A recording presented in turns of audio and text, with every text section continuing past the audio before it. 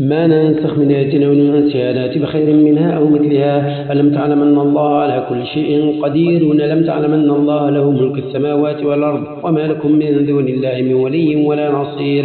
أم تريدون أن تسألوا رسولكم كما سئل موسى من قبل ومن يتبدل الكفر بالإيمان فقد ضل سواء السبيل. ود كثير من أهل الكتاب لو يردونكم من بعد إيمانكم كفارا حسدا من عند أنفسهم من بعد ما تبين لهم الحق فاعفوا واصفحوا حتى يأتي الله بأمره إن الله على كل شيء قدير. وأقيموا الصلاة وآتوا الزكاة وما تقدموا لأنفسكم من خير تجدوه عند الله إن الله بما تعملون بصير. وقالوا لن يدخل الجنة إلا من كان هودا ونصارى تلك أمانيهم قل هاتوا برهانكم إن كنتم صادقين بلى من أسلم وجهه لله وهو محسن فله أجر عند ربه ولا خوف عليهم ولا هم يحزنون. وقالت اليهود ليست النصارى على شيء وقالت النصارى ليست اليهود على شيء وهم يتلون الكتاب كذلك قال الذين لا يعلمون مثل قولهم والله يحكم بينهم يوم القيامة فيما كانوا فيه يختلفون.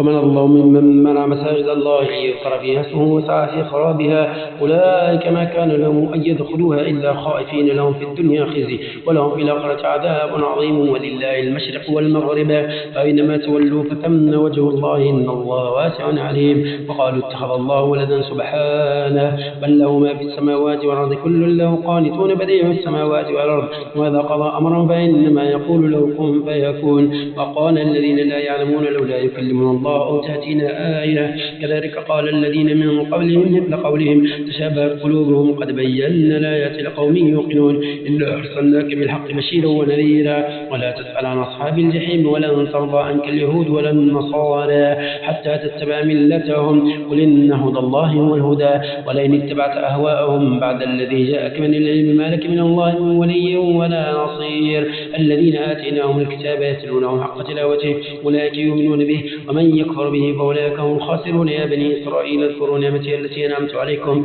وأني فضلتكم على العالمين واتقوا يوما لا تجزي نفس عن نفس شيئا ولا يقبل منها عدل ولا تنفعها شفاعة ولا هم ينصرون.